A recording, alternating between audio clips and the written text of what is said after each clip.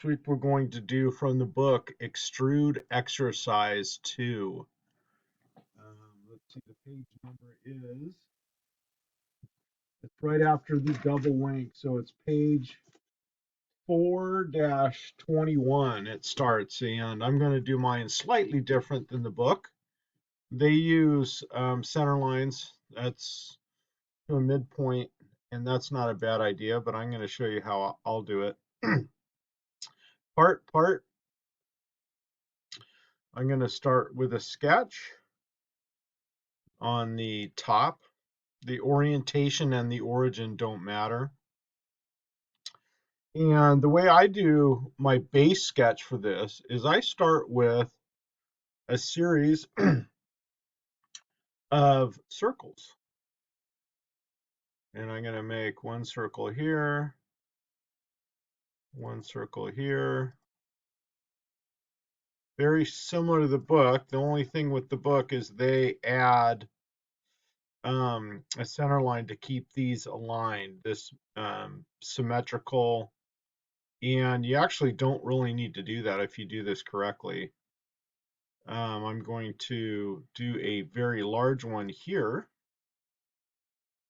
And I actually do one here, another one here,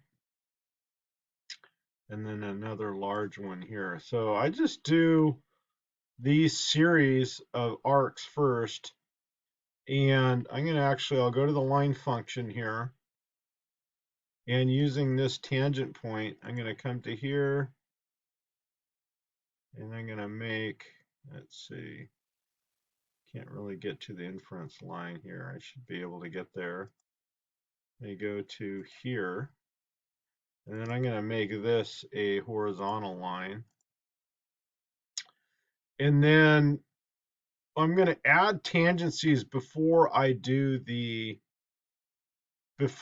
my sizes, which seems a little backwards to what I've done before, but I'm going to try it this way and let's see. So I'm going to select arc, hold control down, 2 arcs here, tangent, and I'm going to keep going around. Here to here is tangent. Keep in mind that I scaled these arcs kind of close. I have 3 arcs in there chosen, so I need to deselect this one, which I can just deselect there.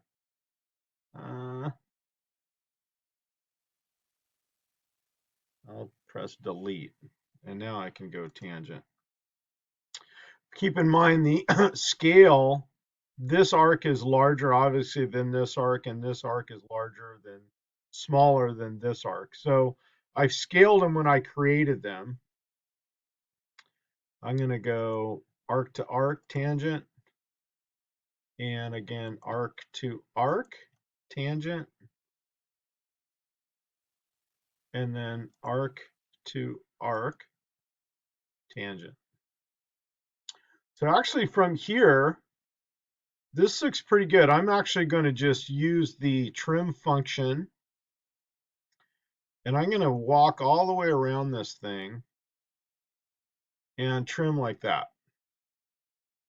Now, before I go any further, I'm actually going to, let's do the overall length first. And of course, I still didn't make the correct unit of measure, so I'm going to go switch to inch before I start this. And I'm going to start with the overall dimension from arc to the perpendicular arc, but it is tangent in that view. It's going to be 4.325. And then there's a dimension from here to here, from arc center to arc center, is 1 inch.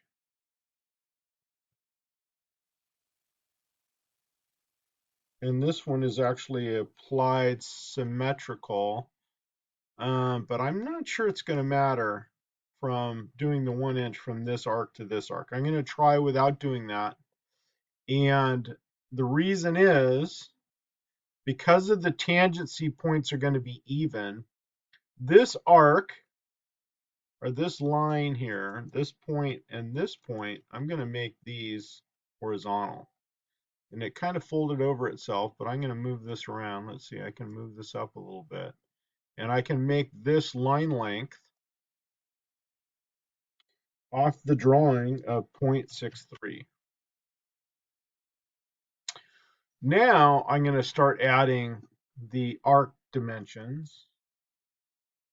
This is 0.71. If you remember, the closed arcs are dimensioned as diameter. So I'm just going to go the radius times 2. The little asterisk is a multiplication. I'm going to make these 3 arcs equal in size. I'm going to dimension this arc as well. The radius is 2 inches. This arc and this arc is equal in size. And then you can see this is not yet, this still moves. So again, I believe my the way I do the tangent and the dimensioning on this, I think is going to make requiring this to be dimensioned or adding symmetry, I think is not going to be necessary. We'll see how that goes again. I'm going to smart dimension this arc, and it's 0.6. I'm going to make this arc and this arc equal in size. Let's see, these are all equal.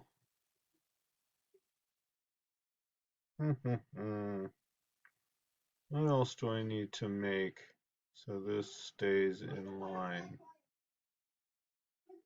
This is tangent.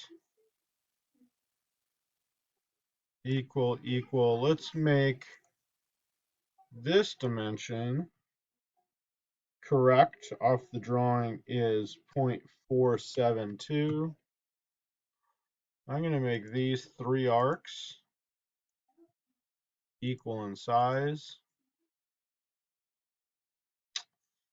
And I can't, can I move this? Oh, I can move it. Okay, so there's another dimension here, and that is a linear dimension from arc to arc in this direction is 2 inches. Okay, so I still have some movement here. This is still not equal. So just because it's tangent doesn't restrict this in a linear or horizontal. But I think I can do just one thing, honestly, on this. And I can make, let's say, this point and this point, make these vertical. So that helped that, but it's still, I can still move this in and out. So, it's actually, I could just throw in a dimension in there, but let me take out, I think I might need this one, vertical to vertical here. But let me delete that one. Oh, that's not the one I had in there. Delete that one. And let's add the dimension, the linear dimension, which is implied the same direction. There's implied symmetry here of 1 inch. And it's in there, the dimension's in there, but none of this turned blue. So it's constrained this way, but or up and down, but not horizontally. So based on that, I do need to make sure this is still in there. Point to point, vertical. Okay. Now, the way the book does it, they use the center lines. So you won't run into the last problem I did where you're adding horizontal and adding another linear dimension. This is actually the first time I've actually done the part this way. In the past, I've actually mirrored this. And you can make this using the mirror sketch mirror function, but you're going to have to mirror off of a center line or a construction line down the middle. And be careful not to mirror this hole. Everything else, you can try and do it using the mirror function. It's not bad. It's a little easier to draw for me, actually, because you can start here and kind of go around and just do the outline. Um, so there's some advantages to using the mirror. And if we were in class, I would probably do it that way. I wanted to do it similar to the book, but slightly different. So from here, I'm going to use the trim function again. Trim, and I'm going to just power trim by drawing and eliminating those 3 arcs. Now I have a closed, I actually have what's called a nested contour. And if you can see, the arcs inside my closed contour are shaded a little more gray. Okay, so from here, we do have a nested contour. I'm going to, it actually shows a minus sign here, but again, down here it shows this fully defined. Before I go any further, I'm going to, let's make sure I have my summary information in here. This is going to be Extrude Exercise 2. I'll go ahead and file save as on the desktop with my name, Extrude Exercise 2. Save. So I've got that all saved correctly. I will start from a fully defined sketch here. Features, Extrude. And it should give you a pretty good preview. This actually looks good. The nested holes there, it shows those as being cut. I'm going to go right off the drawing of, let's see, 0.394.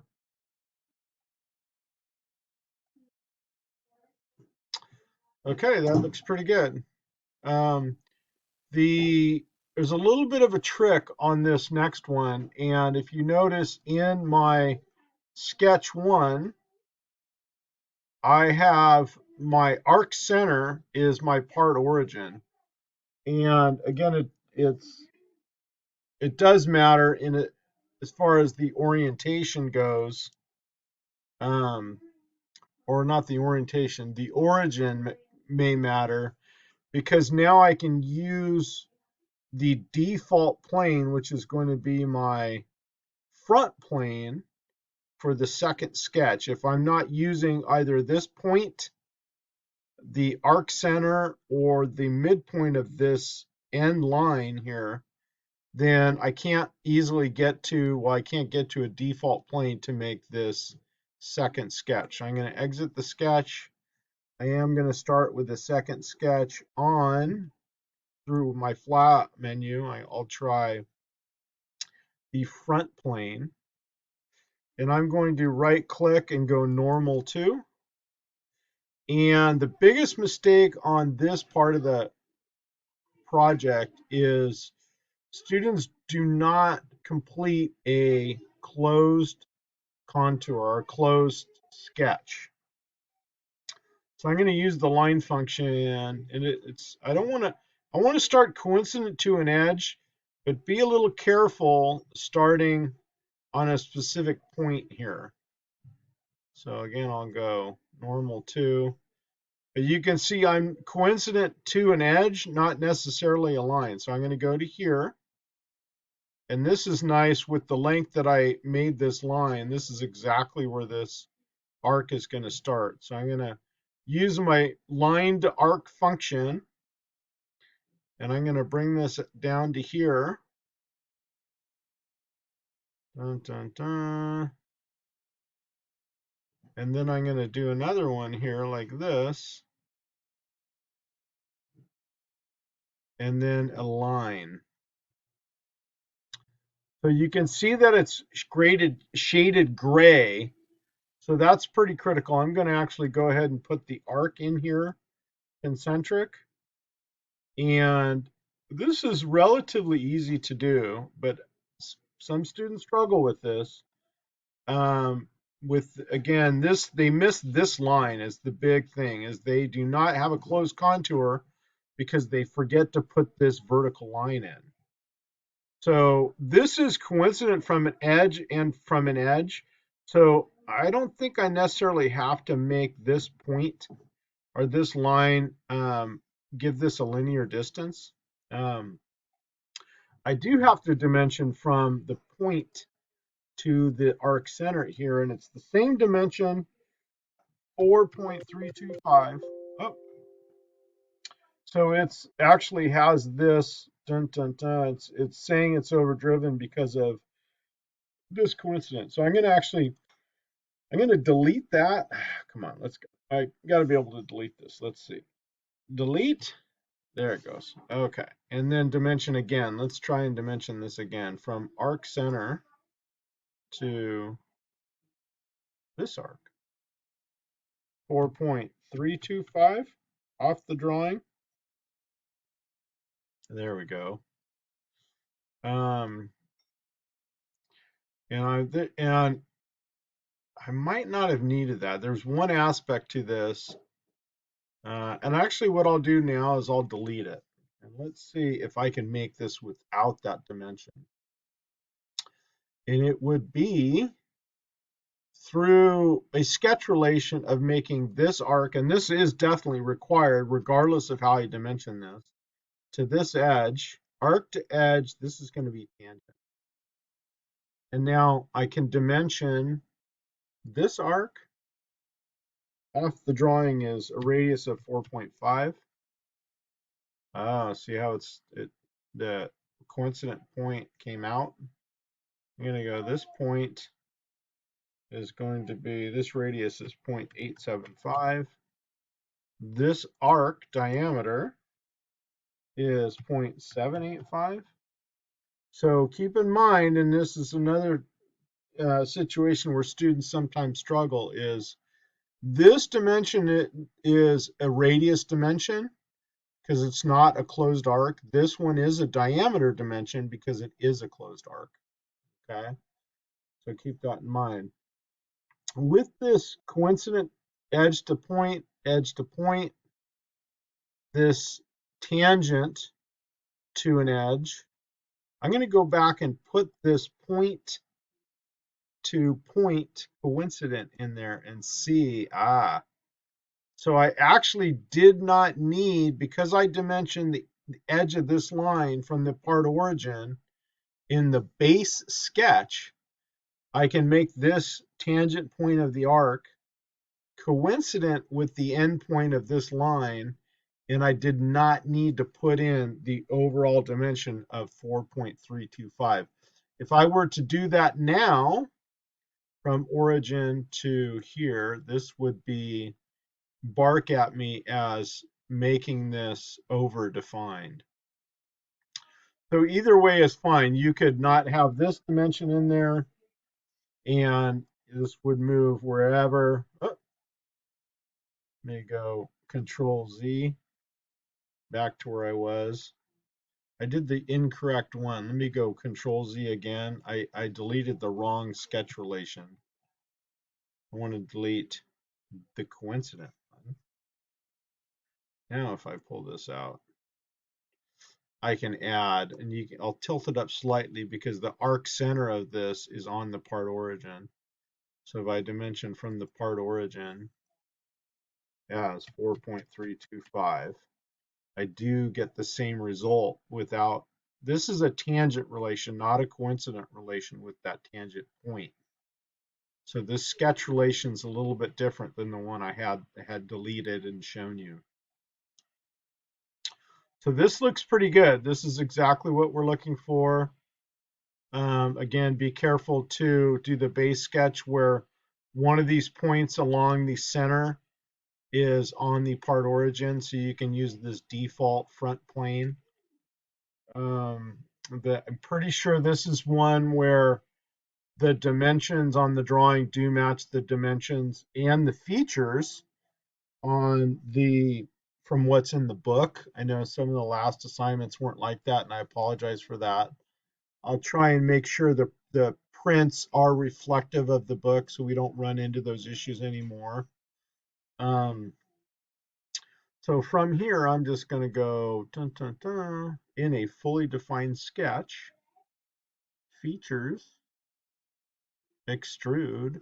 And of course, this one, looking at this, this will be a mid-plane extrusion, right?